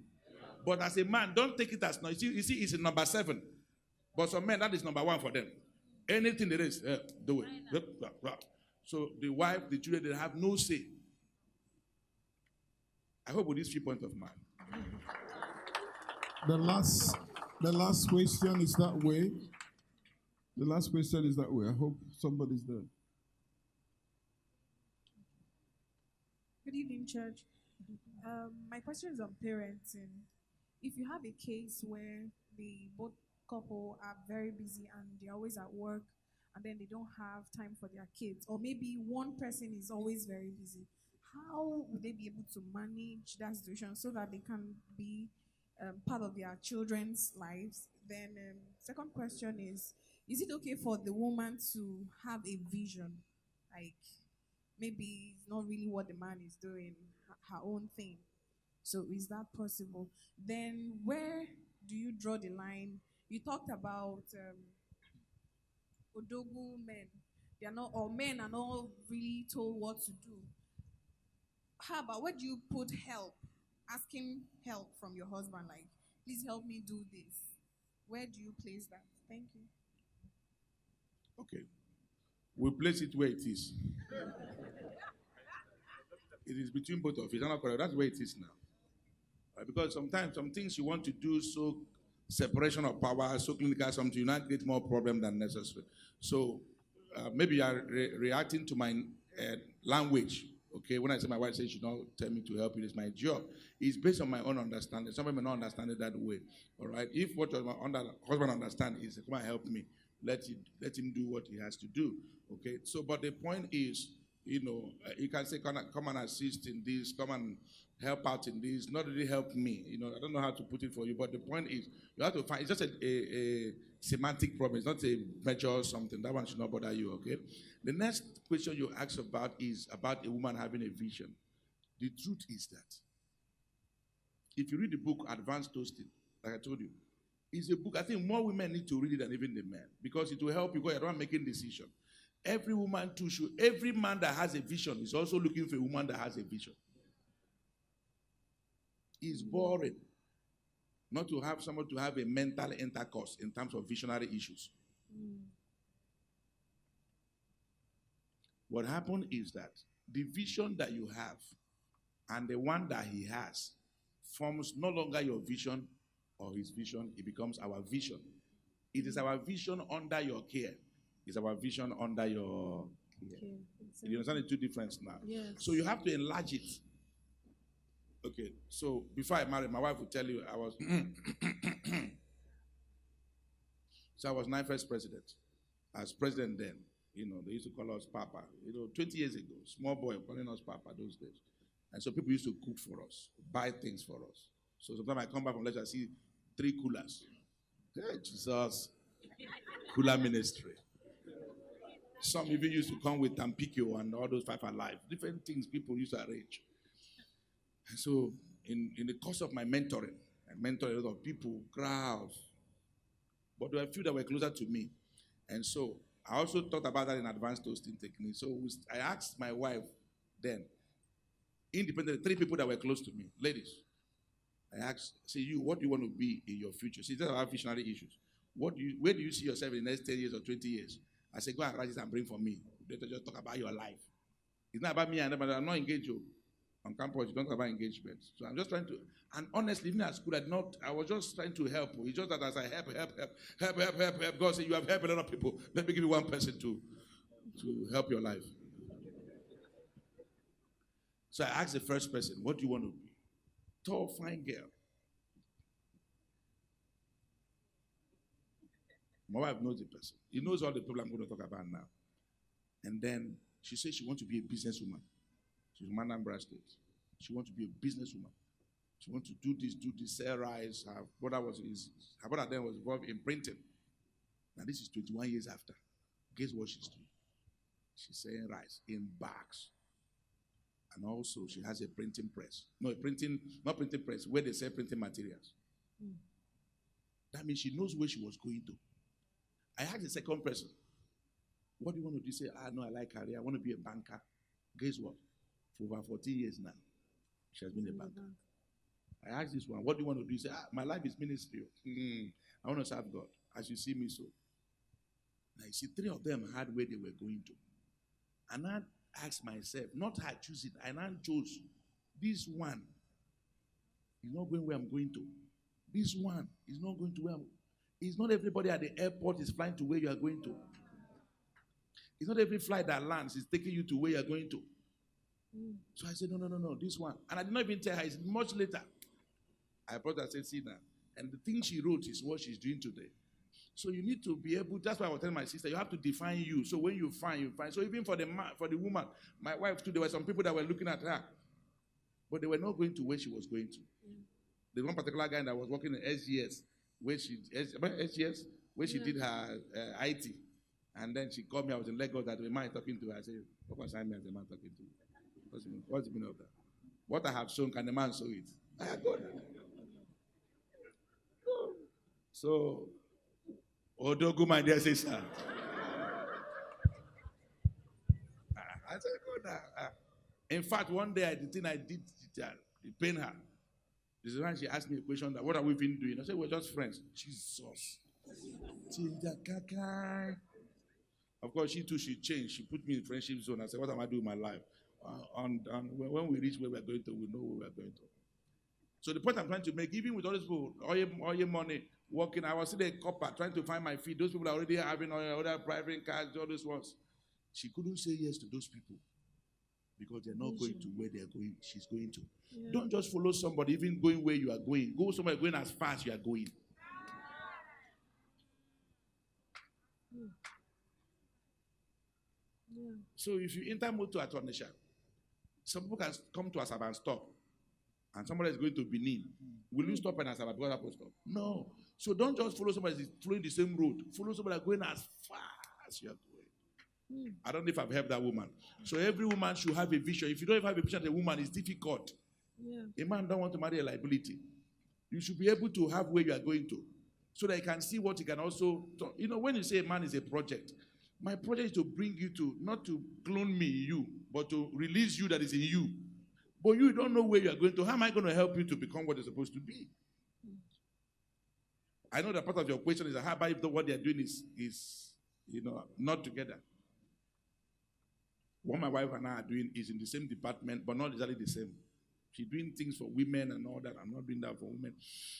Here, I talk to women a lot in our city. I'm, one of the favorite pastors for women. But that's not my, what I want to, I don't know how to explain to you. But the point is that even if you say you're a pastor and your wife is a school owner. Yes, it's our vision. It's our vision. Yeah. You say that you are an engineer and your wife is a event manager.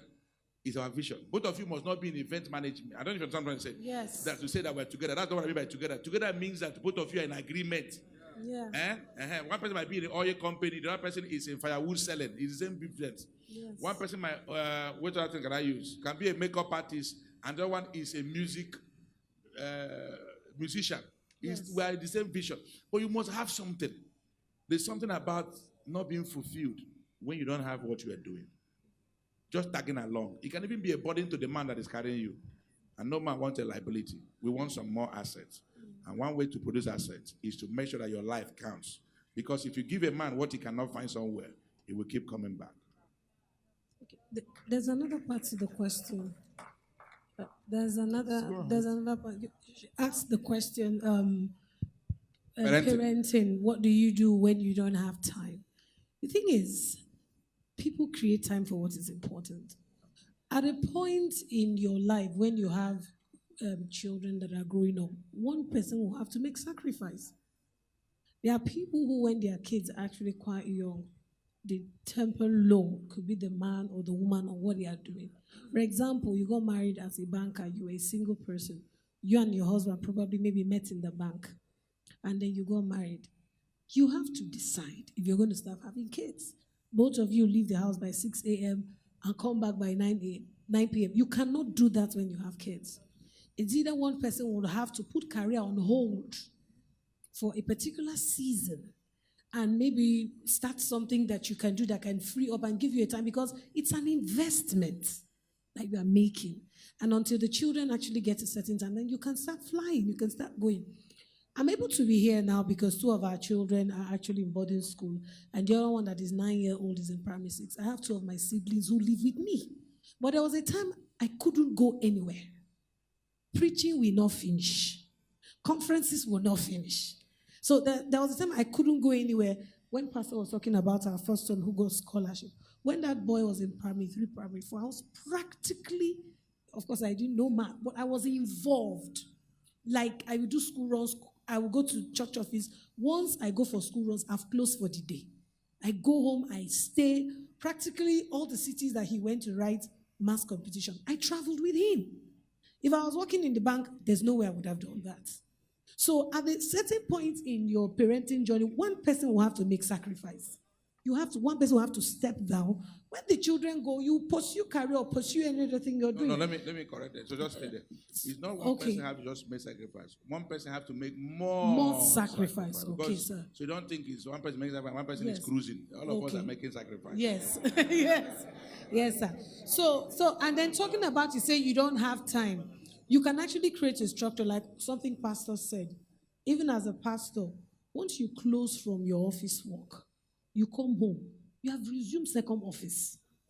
So if you have that mindset shift that you have 2 jobs, office job, house job, then when you come back, you'll be involved. Because if not, by the time the children grow up and you are chasing money, you don't know your kids. So we need to be involved. When people get married in our church, it's not compulsory that you start having children immediately. There are people who have gotten married, they say they don't have kids in the next 2 years because they want to plan. It's so like, hey, you shall have 3 baby. And meanwhile, people are not prepared to have kids. We need to plan to say, are we having children in the first 2 years? If you know you are not ready, then don't have it. But if you know you have to prepare yourself, okay, I'm getting married, we are going to have children, and both of us are going to be involved. And that's why in the pre-marital school, parenting is a course you must do. as you're planning to get married. So it's very important that we create time for the children, when they are growing. And as the children become teenagers, it keeps shifting. They become teenagers, your skills will change. They become young adults, it will keep changing. So we have to create time this for is how them. we put it. What you just said, the last statement, so I don't lose it. Yes. But a lot of people that have children, and now they have become teenagers, it's as though you have lost them. Yes. Don't forget what I said, that the first law of parenting is intentionality. And initiation starts from you. Yes. When your child, every child needs a father or a mother, call it a parent. Yes. Every teenager needs a friend. He does not need a father or a mother. Please follow me carefully. I've seen a lot of people that come and say, Pastor, when my child turns 12 or 13, all these people, their head turn. That's the time you walk into your child's room and say, Mom, what are you doing here? He said, I want to say, no, that Mommy are disturbing me and my friends. We are chatting now. Just go, Mommy, go. It's like some children, they used to sack their parents once they become teenagers. You have to reapply. You have to reapply, and the heading will be, I apply to be your friend. And I'm not joking. To take what I'm saying very seriously. Because the language of a teenager is not instruction. The language of a teenager is interaction. And interaction happens on the realm of friendship. That's when you begin to hear them say things. But my friends are wearing it. But my friends are going there. Many people, our parents lost us when we turned teenager. They don't know what to do with us. And so they were still giving us instruction instead of moving to the next level. So in the book, 360-degree parenting, I talk about there are 5 levels, the process of parenting. The first one starts with instruction, which is I'm giving instruction at the time they are younger people. When they become teenagers, you have to switch to installation through interaction. I hope it's not big English I'm blowing for you. All right, so you have to interact with them, all right? At that point, you're no longer telling them what to do per se. You are going to discuss with them and come up with what to do. They're 2 different things. And then when they become young adults, all right, then you move from friendship to mentoring. At that time, you're not telling them what to do. You are not teaching them to think for themselves. So in the book, you have the 5 processes. You have the instruction, you have the installation, you have the... let me finish so you can. If I finish it here, why would you go and read the book and take it serious? You just think you know it. You need to study it and then be able to do the transition. So you need to know when to transit. Your skill sets, the skill you have as a parent, as a father and a mother, is quite different skill set when you are parenting a teenager. All right, that's one. The other side is that the parenting skill you need for one child is quite different from what you need for the other child. Because in parenting, you don't do copy and paste, as in Control C, Control V. No. Because every child is different. So in the book, the 3C parenting book, I talked about the personality of a child. Every child has his own personality. And first of all, you have to be the child student before you can become the teacher. You have to first of all understand the child and know what you are dealing with. There are children who are called, for instance, are you clapping or are you joking? Which one are you doing?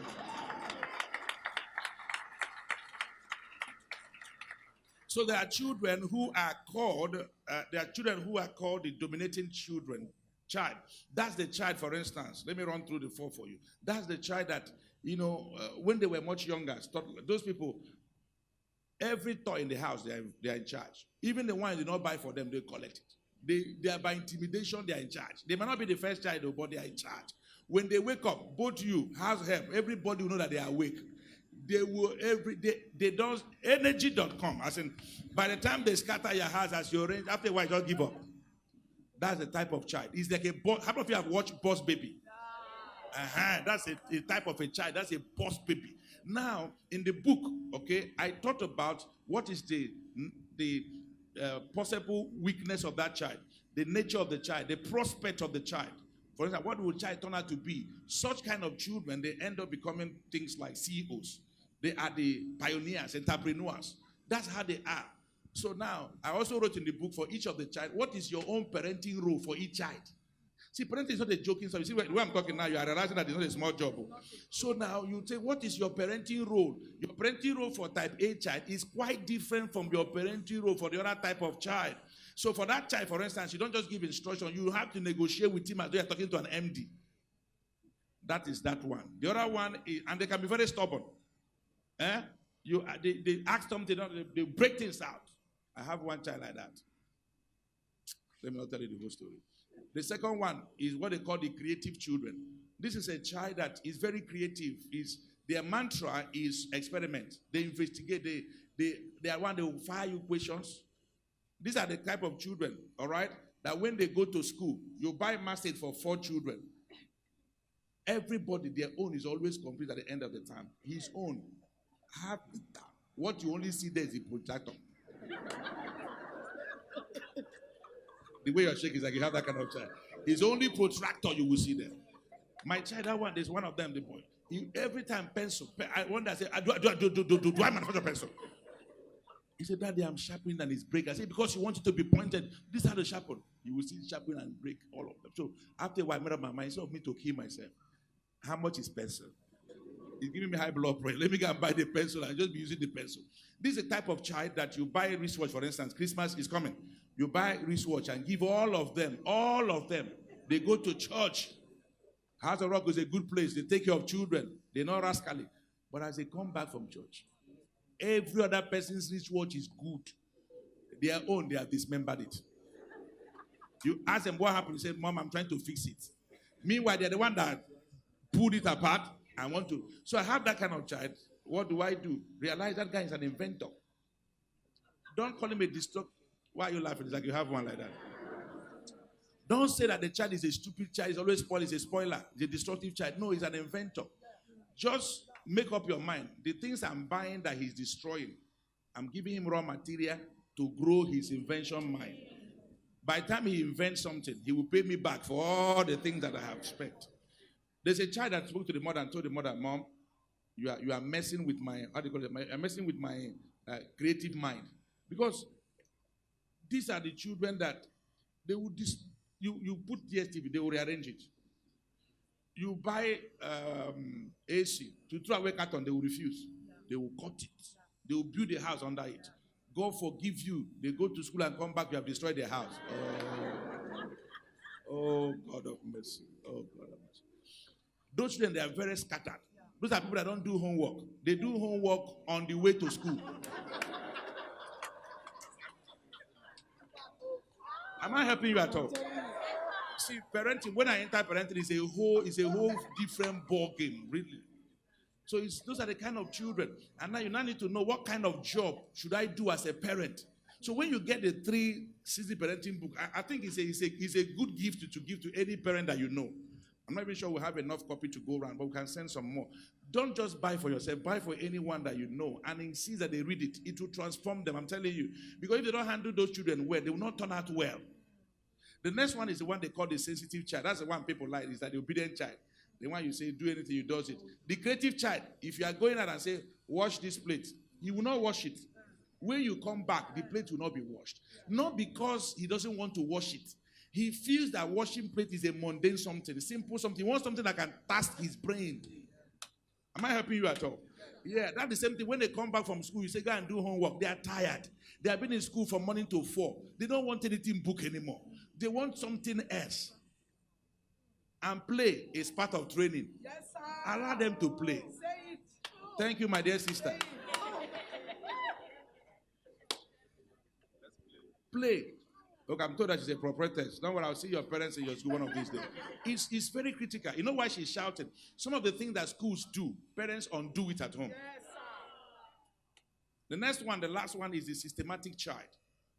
So I didn't talk much about the sensitive child. So that's the one like the obedient child. That's the one that if you come back, if you have 4 of them, 3 run out to come and greet you. That one will not come. He will just be in the house. He can say, Daddy, you're welcome. Is that your work? Yeah, it's welcome. You just smile at you. Not stand up. No, even if you want to hug, you don't hug you gently. But there is the other one, the creative child. They don't hug they jump. Have you seen that fly? Like a flying something. So the other one won't fly. If you're not careful, you say that this one loves me more than no. That is his personality. That's how he's loving you. That sensitive child is the peacemaker. They can become very good lawyers, very good judges. They are very reserved. They don't, and you might think they don't like you. They are very loyal people. They don't make friends easily, but when they make a friend, they can die for that friend. They can stand for their family. They can fight for it. That is how they are. The way Pastor says, he has one of them like that. The final one is the one that we call the systematic child. That's the type of a child I am. All right? These are people that their note never tears. I mean, the exercise book I used for my primary school, secondary school, they are still intact. As an intact. No one page torn. So when I gave birth to children, one of them was always telling me back. I versed one day. I brought out all my books. I said, "You got this one." When did they buy it? I said, 1982. I said, "This is senior you." I took them to my library. I showed them all my cost accounting. This, I said, all these heavy book. I said, "Look at physics. This is Ababio. This is Afunanya. This is physics." I said, they're all in shape. Why is your own tearing? I'm going to do like this. I was thinking the child is like me. Now I've calmed down. Let him keep tearing. He cannot come and tear my life. So let him go keep tearing. Let him just keep tearing. You see,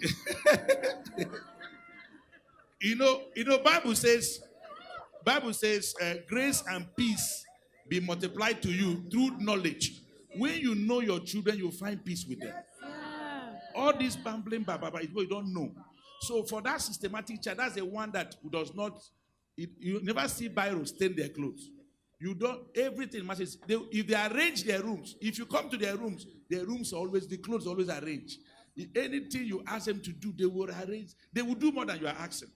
It's a systematic child. They end up becoming people like consultants, people like professors, accountants, all those kind of things. The point I'm trying to make is that before you can parent a child, you need to know that child. Yes, sir. So I encourage you, don't just get the book. As some of you bought it, don't just get it and drop it. The joy that we will have is that you use it as a manual. And I can tell you, when next I see you, we can only share testimony. Thank you so much. Now you need to put your hands together for them again.